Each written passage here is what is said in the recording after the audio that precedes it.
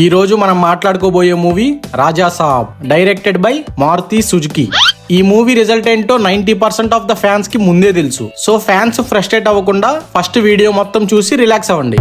Welcome to the new video Raja Saab in a nutshell.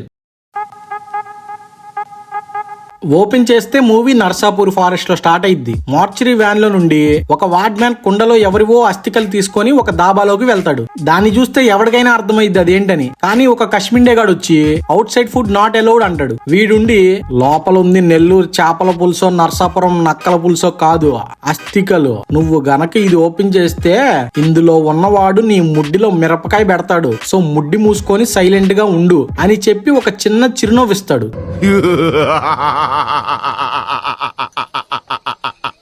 Next ఒక 500 note వాడికి చూయించి ఈ అనాథ శవం ఇచ్చిన ఆఖరి నోట్ అనగానే పెద్ద గాలి వచ్చి నోట్ ఎగిరిపోతుంది. వీడి దానికోసం అడవిలోకి వెళ్తే కొమోడో డ్రాగన్ కనిపించింది.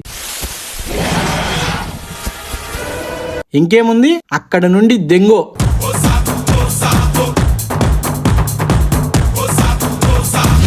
మళ్ళీ ఆ నోటు మనోడిని ఒక పెద్ద ప్యాలెస్ లోకి తీసుకెళ్తది. ఈ ప్యాలెస్ లో మొత్తం వింత వింతగా కనిపిస్తూ ఉంటాయి. ఈ లోపు ఒక వాయిస్ వచ్చి ఆ అస్థికలు అక్కడ పెట్టు అని మనోడిని వేసేస్తారు.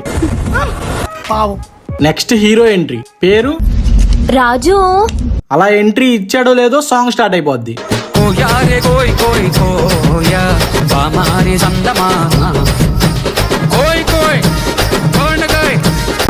మన రాజుకి నాయనమ్మ అంటే ప్రాణం, కానీ రాజు అంటే దీనికి ప్రాణం. పేరు అంటే నాయనమ్మకేమో హార్ట్ లో కాదు, బ్రెయిన్ లో కూడా కాదు. అసలు బొక్కే కాదు, ఏదో బ్రెయిన్ ప్రాబ్లం, మతిమరపు. ఎంత మతిమరపు ఉన్నా 1960లో తప్పిపోయిన వాళ్ళ మొగుడిని మాత్రం మర్చిపోలేదు. ఎప్పుడు వెతుకుతూనే ఉంటది. మన మారుతి సుజుకి మూవీలో హీరోకి కామెడీ ఎటకారం టైప్ లో ఒక స్టైల్ పెట్టాడు. ఎగ్జాంపుల్ చూడండి, నాయనమ్మ కింద పడిపోతే ఏమైంది మళ్ళీ అమ్మగారికి? అర్జెంట్ గా 1 కిలో ధనియాలు, 1 కిలో కాఫీ పొడి, 1 సిగరెట్ ప్యాకెట్, 2 పారాగన్ చెప్పులు తీసురా. అయ్యన్ని ఇప్పుడు ఎందుకయ్యా? మరి అంబులెన్స్ ఫోన్ చేయరా ఎదవా? చిటికలే. కొన్ని చోట్ల కామెడీ క్యూట్ గా ఉన్నా మోస్ట్ ఆఫ్ ద టైం చిరాకు దెంగుతుంది. మొసలిది ఎప్పుడు ముగుడు ముగుడు అంటుంటే రాజుకి చిరాకు దొబ్బి ఇంట్లో నుండి వెళ్ళిపోతా అంటూ అవసరం లేని ఒక ఎమోషనల్ సీన్. నాకంటూ ఎవరున్నారే, నువ్వేమో ఎప్పుడు చూసినా మొగుడు మొగుడు అని ఆలోచిస్తూ ఉంటావు. బ్రెయిన్ స్ట్రోక్ వచ్చి పోతావే, ఇకపై ఆలోచించకూడదని ఒట్టు వేయించుకొని ఒట్టు మీద నిలబడు చాలు అంటాడు. నెక్స్ట్ సెకండే నాయనమ్మ ఒట్టా ఈ ఒట్టు బాబు. నెక్స్ట్ ఒక కాట్రాజ్ కరిముల్లా వచ్చి మాది పెళ్లి ఫిక్స్ అయ్యింది, మీది మా పెళ్ళాంది చూడండి, చిచి మా పెళ్ళాంని చూడండి అని ఫోటో చూపిస్తాడు. మైండ్ దెంగే మిరాకిల్ గా ఆ ఫోటోలో తప్పిపోయిన తాత కనపడతాడు. ఆ ఏరియా హైదరాబాద్ అని కనుక్కొని రాజు హైదరాబాద్ లో ఉన్న వాళ్ళ పోలీస్ బాబాయికి కాలు కొట్టి చెప్తాడు. కానీ మనోళ్ళ గురించి తెలిసిందేగా. అరే బేటా, సిఐకి 5 లక్షల కట్నం ఇస్తే, సారీ లంచం ఇస్తే కానీ సెర్చింగ్ స్టార్ట్ అవ్వదు. నువ్వు ఆ 5 లక్షలు తీసుకొని హైదరాబాద్ వచ్చే అంటాడు. ఇక రాజు పైసలు తీసుకొని హైదరాబాద్ లో దిగిన వెంటనే వాళ్ళ ఊర్లో సాఫ్ట్వేర్ ఇంజనీర్ అని చెప్పుకొని హైదరాబాద్ లో ఆటో నడుపుకుంటున్నా ఒకడు కనిపిస్తాడు. లైక్ ప్రెసెంట్ జాబ్స్ లేక మనం హైదరాబాద్ జాబ్ కనిపోయి ర్యాపిడో జెప్టోల్ చేసుకున్నట్టు. ఇక మనోడు ఆ జాబ్లెస్ జాంబీ గాడిని తీసుకొని పోలీస్ స్టేషన్ కి వెళ్తుంటే ఆన్ ది వేలో బెస్సీని చూస్తాడు. అది పిస్సియో మెస్సియో పుస్సియో కాదు, బెస్సీ. అలా ఫాలో అవుతూ చర్చిలోకి వెళ్లి ఒక చిన్న పాప వల్ల బెస్సీ నేమ్ స్టెల్లా అనుకుంటాడు. అండ్ ఇంకో మ్యాటర్ కూడా తెలిసిద్ది. ఏంటంటే ఆ చిన్న పాపకి ఇంకేముంది, తాత లేడు లవడా లేడని 5 lakhs లో నుంచి 3 lakhs డొనేషన్ ఇచ్చి ఒక ఫోటో ఇచ్చి వెళ్ళిపోతాడు. బెస్సీ ఆ ఫోటో చూసి అలా జీసస్ సైడ్ చూస్తది.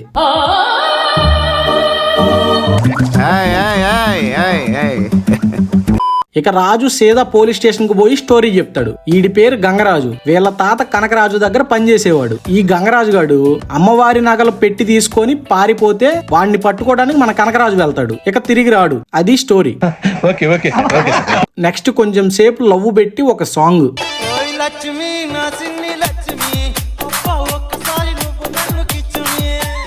ఇక పోలీస్ బాబాయ్కి సిఐకి ఇచ్చింది 5 lakhs కాదు 2 lakhs అని తెలిసిద్ది. ఈ లోపు బెస్సీ దగ్గర నుండి రాజుకి కాల్ వస్తది. బెస్సీని మీ తాత మీద చీటింగ్ కేసు పెట్టిందాన్ని. మీ తాత పెద్ద మాయలనామడ్డ, నన్ను మాయ చేసి నా దగ్గర డబ్బులు దొబ్బేశాడు అని చెప్పిద్ది. ఈ మధ్యలో సస్పీషియస్ గా నల్ల కోటు వేసుకుని ఒకటి కనిపిస్తూ ఉంటాడు. నెక్స్ట్ రాజు అండ్ బాబాయ్ ఆ సిఐకి రిమైనింగ్ 3 లక్షలు ఎలా ఇవ్వాలో ఆలోచిస్తూ ఉంటే సడన్ గా ఒక అమ్మాయి వస్తుంది. నేమ్ భైరవి. మీ తాత పాస్ట్ లో మా తాత ప్రాణాలు కాపాడాడు, అందుకే ఈ ₹1 కోటి. కానీ ఈ కోటి మీ తాతకే ఇస్తాం, మీకు 3 లక్షలు కాదు కదా, ₹3 కూడా ఇవ్వను అంటది. సో మన ఆ డబ్బులు కొట్టేద్దామని ప్లాన్ వేసే లోపు వేరే వాడు కొట్టేస్తాడు.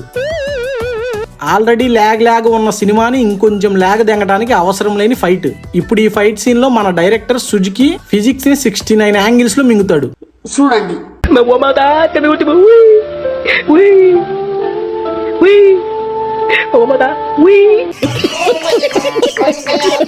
మనీని సేవ్ చేసినందుకు భైరవి థ్యాంక్స్ చెప్పిద్ది. అది బెస్సీ చూస్తుంది. అంటే ఇంకో మ్యాటర్ తెలిసిద్ది. ఏంటంటే బెస్సీ ఒక నన్ను, సో వాళ్ళకి పెళ్లి లవ్ ఇవేం ఉండవు అని. నీ గూడు చెదిరింది, నీ గుండె పగిలింది. ఇప్పుడు ఒక చిన్న ట్విస్ట్. ఈ భైరవి మధ్యలో సస్పీషియస్ గా కనపడిన ముసలోడి మనవరాలు. అండ్ ఆ ముసలోడే ఫ్లాష్ బ్యాక్ లో అమ్మవారి నగలు దొంగతనం చేసిన గూట్లే గంగరాజు. తర్వాత ఈ గంగరాజు మన రాజుకి దొరుకుతాడు. అరే ముసలనా మొగ్గ, ఎవడ్రా నువ్వు, మా తాత ఏడా అంటే ఇక ఫ్లాష్ బ్యాక్ చెప్పడం స్టార్ట్ చేస్తాడు. Flash back. వీళ్ళ నాయనమ్మ గంగాదేవి దేవానగరం అనే సంస్థానానికి వారసురాలు. అసలు 1960లో ఆ కోటలు రాజ్యాలు ఏడున్నాయో ఏంటో. గంగాదేవి ప్రజలకి అన్నదానం చేస్తుంటే ఈ కనకరాజు గాడు పోయి చేయి పట్టుకుంటాడు. ఇంకేముంది, గుద్ద బగలు కొడతారు. ఇక వీడికి గుద్దలో గాలి దాన్ని ఎలా అయినా పెళ్లి చేసుకొని ఆ సంపద మొత్తం వీడి సొంతం చేసుకోవాలని అనుకుంటాడు. దానికోసం బైరాగి దగ్గరికి పోతాడు. ఈ బైరాగి గాడు మనుషులకి శక్తులు వచ్చి మాంత్రికులను చేయగలిగే మాయలనామడ్డ. కానీ వీడి నోరు తెరిచి మాట్లాడాలంటే వీడికి బాడీ పార్ట్ కట్ చేసుకొని నేలని నెత్తురితో తడపాలి. అప్పుడు గనక మాట్లాడు. మరీ అంత గుద్ద బలుపు ఏంట్రా నీకు? మనోడు ఏమీ ఆలోచించకుండా హ్యాండ్ కట్ చేసుకుంటాడు. నెక్స్ట్ టాస్క్ ఏంటంటే 90 అడుగుల లోయ మధ్యలో ఓన్లీ తల సపోర్ట్ తో కొన్ని రోజులు ధ్యానం లాగా చెయ్యాలి. కొంచెం అటు ఇటు అయినా కింద ప్రాణాలు ఉన్న శవాలు తినేస్తాయి. ఎస్, ప్రాణాలు ఉన్న శవాలు. ఏంద్రా మెంటలా? అరే మెంటల్ చేస్తున్నాడు. మనోడు సక్సెస్ఫుల్ గా కంప్లీట్ చేసి పవర్స్ తెచ్చుకొని పోయి గంగాదేవిని మాయ చేసి పెళ్లి చేసుకుంటాడు. తర్వాత అమ్మవారి నగల బాధ్యత వరకు గంగరాజుకి అప్పగించి ఈయన్ని ఎర్రిపుకుని చేసి ఖజానా మొత్తం తీసుకొని వెళ్లిపోతాడు. ఇది ఫ్లాష్ బ్యాక్. ఈ ఫ్లాష్ బ్యాక్ అంతా చెప్పి కనకరాజు గారు నర్సాపూర్ ఫారెస్ట్ లో ఉన్నాడు అని గంగరాజు ఇన్ఫో ఇస్తాడు. ఇంకా రాజు బత్తాయి బ్యాచ్ ని తీసుకొని ప్యాలెస్ లోకి ఎంట్రీ. మూవీ స్టార్టింగ్ లో ప్యాలెస్ లోకి వాడ్ మ్యాన్ ఒకడు వచ్చాడుగా, వాడు కూడా బ్రతికే ఉంటాడు. వాడు వీళ్ళ దగ్గరికి వచ్చి ట్విస్ట్ చెప్తాడు. ఏంటంటే ఈ ముసలోడు అంటే రాజు తాత ఎప్పుడో సచ్చాడని.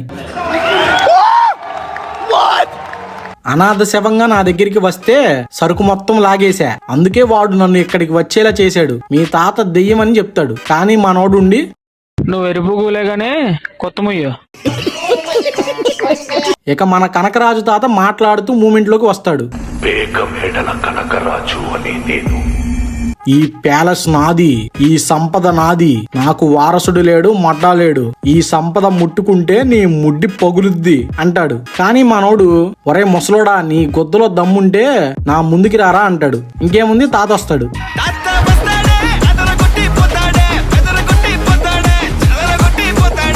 తాతను చూశాక మన రాజుగాడికి సీన్ అర్థమయ్యి నీ అక్క నిజంగానే దెయ్యం ఉందని ఫుల్ ప్యాక్ అయ్యి ఫోన్ వచ్చినట్టు మాట్లాడుకుంటూ పారిపోవటానికి డోర్ దగ్గరికి వెళ్తాడు. కానీ అక్కడ డోర్ ఉండదు. ఇక్కడ డోర్ ఏదిరా? సరే వెనక ఇంకో డోర్ ఉంది, వెళ్ళిపోదామని పోతుంటే అడవిలో నుంచే ట్రైన్ వచ్చింది.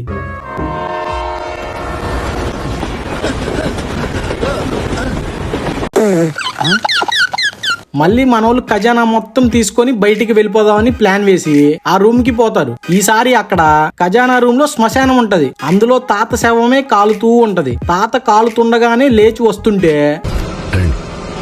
పరిచయం చేస్తా. ఎవరురా నువ్వు? సావు పోయే ముందు కూడా గొల్లుమని నవ్వేలాగా జోకిస్తున్నావు. మరి చూస్తారేంట్రా, పరిగెత్తండి. నెక్స్ట్ డే బెస్సీ తాత దొబ్బేసిన డబ్బులు తీసుకోవడానికి ఒక చెంబులింగం గాడిని తీసుకొని కొంపలోకి వస్తది. అసలు ఈ నిధి అగర్వాల్ ని ఎందుకు పెట్టారో ఏంటో, కలరింగ్ కి తప్ప ఏముండదు. 1% కూడా స్టోరీలో ఇన్వాల్వ్మెంట్ ఉండదు. కాసేపు క్రింజ్ కామెడీ దెంగాక మనోడు ప్రపోజ్ చేస్తాడు. రాజు కోసం ఇద్దరు కొట్టుకుంటారు. రాజు వాళ్ళ తాత ఒంట్లోకి వచ్చినట్టు యాక్టింగ్ చేస్తాడు. ఇదంతా దేనికి అంటే చూస్తున్న ఆడియన్స్ కి చిరాకు దెంగిపీయడానికి. లేకపోతే ఏందిరా 1 hour 52 minutes మూవీ అయ్యింది. కానీ ఆ ముసలోడి ప్లాన్ ఏంటో తెలీదు, ఈ కొంప ఎందుకు ఇలా ఉందో తెలీదు. మళ్ళీ బోనస్ గా ఆ ముసల్ది ఫోన్ చేసి మీ తాత కల్లోకొచ్చాడు, నాకు కాటేస్తున్నాడు అని సొల్లు దొబ్బుతా ఉంటది. చీ దీని అమ్మ చిరాకు దెంగుతుంది. ఇంకా నెక్స్ట్ అందరూ కలిసి ఇలా అయితే అవ్వదులే గాని ఈ మాయిల్ నా మడ్డని ఇంకో మాయిల్ గాడితోని పట్టుకోవాలని ఒకడిని పిలుస్తారు. వాడే డాక్టర్ పద్మభూషణ్. వాడొచ్చి ప్యాలెస్ ని 10 సార్లు పరిశీలించి మీ తాత గుద్ద బగల మగోడు, పెద్ద మాయిల్ పకీరుగాడు, సో ఇదంతా మ్యాజిక్ కాదు, మొట్ట కాదు, మిమ్మల్ని హిప్నోటైజ్ చేసి మీ బ్రెయిన్ ని కంట్రోల్ చేస్తూ వాడి ట్రాన్స్ లోకి తీసుకుంటున్నాడు అని చెప్తాడు. ఏం లేదు గాయస్, ఈ ప్యాలెస్ లో కళ్ళని కిచిడి చేసేలా హిప్నోటైజ్ చేసే వస్తువులు, ఇల్యూమినాటి ప్యాటర్న్స్ అండ్ పెయింటింగ్స్ ఉంటాయి. వాటితో వీళ్ళని హిప్నోటైజ్ చేసి వీళ్ళని ఈ ప్యాలెస్ లో లాక్ చేశాడు. ఇప్పుడు మన వాళ్ళు ఇందులో నుండి బయటపడాలంటే సెల్ఫ్ హిప్నోటైజ్ చేసుకొని బ్రెయిన్ లో వేరే వాళ్ళని క్రియేట్ చేసుకొని ఎక్కడున్న తాతతో ఫైట్ చేయాలి. మరి హిప్నోటైజ్ అయిన వాళ్ళకి ఫిజికల్ టచ్ ఎలా తెలిసిద్దిరా అంటే నా మడ్డ నాకు కూడా తెలీదు, మన మారుతి సుజుకినే అడగండి. ఇప్పుడు ఆ సెల్ఫ్ హిప్నోటైజ్ ఎక్స్పీరియన్స్ చేయడానికి రాజుని కూర్చోబెట్టి ఏ ప్లేస్ కి వెళ్ళాలి అనుకుంటున్నావు అంటాడు. ఆల్రెడీ నవ్వురాని కామెడీ పెట్టి 2 గంటలు సావ దింగాడు. మళ్ళీ ఇప్పుడు కూడా సముద్రం ఒడ్డు మీద ఆల్ చిప్పల్లో ముత్తేళ్ళు ఎరుకోవాలని చిన్నప్పటి నుంచి కోరిక సార్. ఏరుకుని ఎవరికిస్తావు? నువ్వు మనిషి సెల్ఫ్ హిప్నోటైజ్ చేసుకోవడం స్టార్ట్ అయ్యాక స్టార్టింగ్ లో బాగానే వెళ్ళిద్ది, కానీ తర్వాత మన మాయిల్ తాత వాడి ట్రాన్స్ లోకి తీసుకుంటాడు. మనోడు బీచ్ ఊహించుకుంటే ప్యాలెస్ అయిపోద్ది, వాటర్ ఊహించుకుంటే బ్లడ్ వస్తది. సో సెల్ఫ్ హిప్నోటైజ్ వర్క్ అవ్వదు. నెక్స్ట్ మన పద్మభూషణ్ ఏదో బుక్ లో చూసి చక్రం, బొంగరం, ఈవిల్ ఎనర్జీ అని సొల్లు దెంగుతా ఉంటాడు. ఇక మన కనకరాజు తాత పద్మభూషణ్ కి నీ స్క్రీన్ టైం అయిపోయిందిలే అని కొత్త ర్యాంప్ చేసి బయట నూకుతాడు.